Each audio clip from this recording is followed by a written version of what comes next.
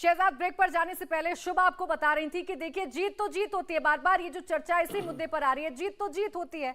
आप मान लीजिए कि आपने जो काम किए थे जनता ने उन्हें उतना पसंद नहीं किया जितना अरविंद केजरीवाल पर यकीन कर लिया। मैं तो मान ही रहा हूं, पर ये फिर पैमाना कल भी होना चाहिए, क्योंकि कल क्या हो जाएगा, अरे आप जीते तो सही गुजरात, पर 150 सीट क्यों नहीं आई। ये हमारे विश्लेषकों का एक बड़ा अलग चरित्र होता है कि बीजेपी के लिए बहुत, चलिए एक्सपेक्टेशन हमसे ज्यादा होती होगी, परंतु आलोक भाई मेरे बड़े भाई है, दिल्ली से ही है, मैं उनको 2-3 बातें बताना चाहता हूँ। अभी अभिषेक सिंघवी जी का ट्वीट आया है, मैं पढ़कर सुनाना चाहता हूँ। It is nice to see a tightly contested election between AAP and BJP, but I am deeply disappointed at Congress result. Introspection and structural change vital. देखिए, जनता को दोष नहीं दिया, उन्होंने स्ट्रक्चरल चेंज की बात की है। इसी प्रकार से आलोक जी तो जानते मुझसे बेहतर, क्योंकि प्रदेश अध्यक्ष वोट करने के उनको पता नहीं था कि वोटिंग में नाम ही नहीं है उनका। संदीप दीक्षित जी ने भी जिस प्रकार से बातें रखी बीच में, आपको याद होगा यादव जी के विषय में, और संदीप दीक्षित जी सुपुत्र है शीला दीक्षित जी के, उन्होंने जिस प्रकार से नाराजगी जताई चुनाव से एक दिन पहले, तो इन विषयों में हमारे प्रचार, हमारे कैंपेन का क्या लेना देना है। कांग्रेस जो है ना, ताउम्र आलोक जी और कांग्रेस यही गलती करते रहे, धूल चेहरे पर थी, कांग्रेस आईना साफ करते रहे। ये आईना साफ करते करते आम आदमी पार्टी को पहले 2013 में उन्होंने प्रमुख पोजीशन में लाया, उनके साथ गठबंधन किया, उनको बड़ा बनाया, उनको प्रमोट किया बीजेपी को हटाने के लिए या काटने के लिए। अब वो नासूर बनके उन्हीं को एक तरीके से खत्म कर रहा है। आलोक जी, इस बात का जवाब दे दीजिए जो बात शहजाद कह रहे हैं, फिर शुभ के पास जाऊंगी और संजीव जी के पास। देखिए, कहीं भी मैं इस बात से डिनाई नहीं करता कि हमने गलतियां नहीं की, और गलतियां अभी नहीं, पहले की भी गलतियां रही हैं, और हर लेवल पे गलतियां और कमियां रही। लेकिन हम तो ये कह रहे हैं कि जो 15 साल का शासन था, जिसमें हमने दिल्ली को शीला जी के समय पे इतना संवारा, क्या उसके बाद जो हुआ है क्या वो उससे बेहतर है? केवल ये प्रश्न है और कोई प्रश्न नहीं है। हमारी कमियां रहेंगी और कमियां हैं, इसको स्वीकार करने में मुझे कहीं आपत्ति नहीं, लेकिन क्या हमारे जाने के बाद दिल्ली बेहतर हुई है? केवल सवाल ये है। और अगर बेहतर नहीं हुई है तो फिर सबके विवेक पर प्रश्न चिन्ह है कि भाई आप क्या सोच रहे हैं, किस तरह से दिल्ली को आगे बढ़ाएंगे।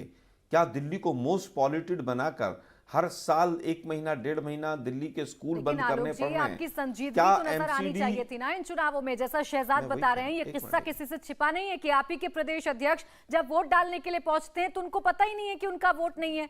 ये संजीदगी है।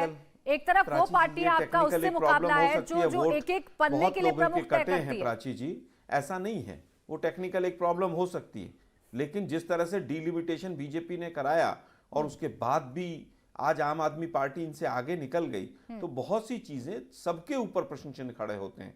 और दिल्ली की जनता को तय करना है अब कि क्या वास्तव में दिल्ली जो है पॉल्यूशन फ्री हुई है। जनता ने तो तय कर दिया आलोक शर्मा जी, ये जनता का ही मैंडेट है और इसमें कांग्रेस को पूरी तरीके से नकार दिया है। ये तो सोच लीजिए आलोक शर्मा जी, आप जनता को बार बार कटघरे में खड़ा कर रहे हैं। संजीव जी, नहीं कह रहा हूँ, देखिए उन्होंने जो जनता ने किया है, जनता ने बिल्कुल, हम उसको स्वीकार करते हैं, सर झुका स्वीकार कर रहे हैं इफ और बट के साथ। आप जनता पर प्रश्न चिन्ह खड़े कर रहे हैं सर, इस पर तो कांग्रेस को सोचना चाहिए। मैं तो कह रहा हूँ कि 2013 से पहले दिल्ली बेहतर थी या 2013 के बाद शीला जी के समय में दिल्ली बेहतर थी? अध्यक्ष आ गए थे आलोक शर्मा जी आपके, मल्लिकार्जुन खड़गे चुने जाने के बाद ये पहला चुनाव था। भारत जोड़ो यात्रा का इंपैक्ट भी कहीं नजर नहीं आ रहा है। देखिए, मुझे लगता है कि अगर 8% के करीब वोट बैंक बढ़ा है हमारा, तो हम उसको एक पॉजिटिव एंगल से देख सकते हैं। सबसे पुरानी पार्टी जिसने 15 साल सत्ता हासिल की, अब वो सिर्फ अपने वोट प्रतिशत को बढ़ाने पर ही खुश हो जाएगी आलोक शर्मा जी? ऐसे तो सवाल खड़े होंगे। खैर संजीव जी, कांग्रेस की बात कर रहे थे, मैं संजीव जी से जवाब लूं। संजीव जी, जो बातें कह रहे हैं आलोक शर्मा जी, उससे आप संतुष्ट नजर आ रहे हैं कि ये जनता है, जनता को तय करना है? जनता ने नहीं देखा कि 15 साल जब हमने हम शासन में थे तो हमने दिल्ली को कितना संवारा था, अब दिल्ली कितनी बिगड़ गई? देखिए, आलोक तो बहुत ही पुराने सुलझोए, और जो मैं कहता हूँ ना, एक आक्रामकता की जरूरत होती है। कई बार बहुत अच्छी तरह से आक्रामक होकर निरुत्तर भी करते हैं दूसरी पार्टी के लोगों को, लेकिन पार्टी ओवरऑल दिशाहीन सी है, ये एक हकीकत है। उनको ये नहीं मालूम कि हम इस जो एक अजीब से चक्रव्यूह में फंस गए हैं, वो कुछ एक जगहों को छोड़ के वहाँ से कैसे निकलें। और पुरानी ज़मीन कई स्टेट्स में एक के बाद एक खिसक रही है। अब पंजाब जीती हुई स्टेट आप हारे, गुजरात में पिछली बार 17 में आप नियरली चुनाव जीत चुके थे, लेकिन एंड में मिस्टेक्स की, गलत बयानी हुई नेताओं के द्वारा और कुछ बीजेपी की चुनावी मशीनरी। तो 2022 में तो उस तरह का चैलेंज ही पुटअप नहीं किया गया जो कि हमें 2017 के आसपास दिखे, और वहां पे फिर आपको घुसने की स्पेस मिल गई। हिमाचल प्रदेश सबको ऐसा लगता था कि ये कांग्रेस का जीता हुआ चुनाव है। चारों बाई पोल्स, 4 या 3 जो बाई इलेक्शंस हुए थे असेंबली के, आपने धड़ाकेदार जीत अर्जित की। एकदम निश्चित सा लग रहा था कांग्रेस जीतेगी। बीजेपी में जबरदस्त गुटबाजी शीर्ष के स्तर पे, जबरदस्त वहां पे बगावत लोगों की, उस इलेक्शन को क्लोज बना दिया है। हो सकता है जीत भी जाएं कुछ सीटों से, जो भी रिजल्ट्स वहां के आएंगे वो हम कल देखेंगे।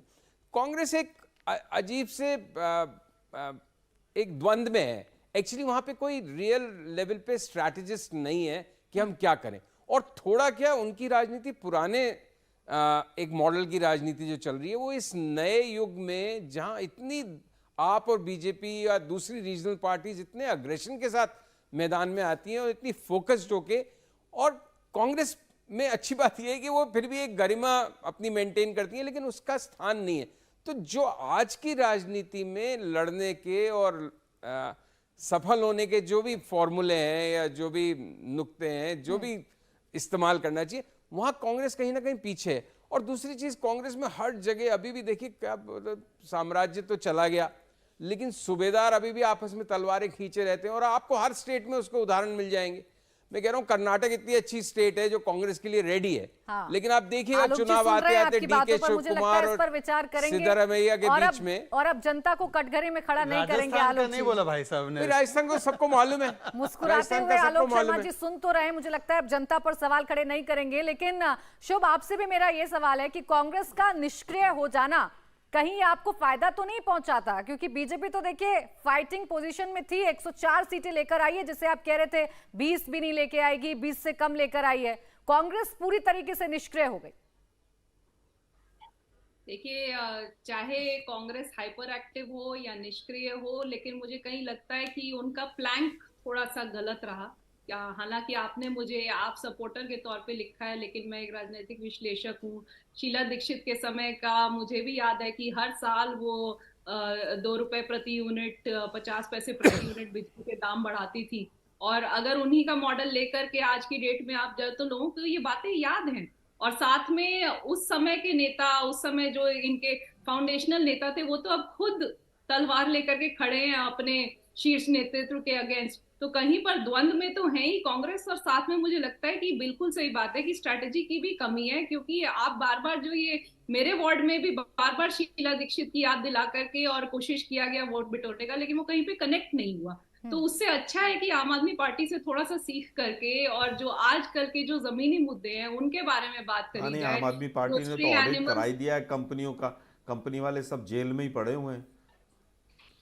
नहीं तो मुझे थोड़े से आप कैलकुलेशंस देख लीजिए, और अगर आप कहेंगे तो मैं भिजवा दूंगा।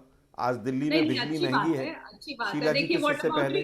बस केवल यह है, मार्केटिंग नहीं थी हमारी, आपने मार्केटिंग कर ली।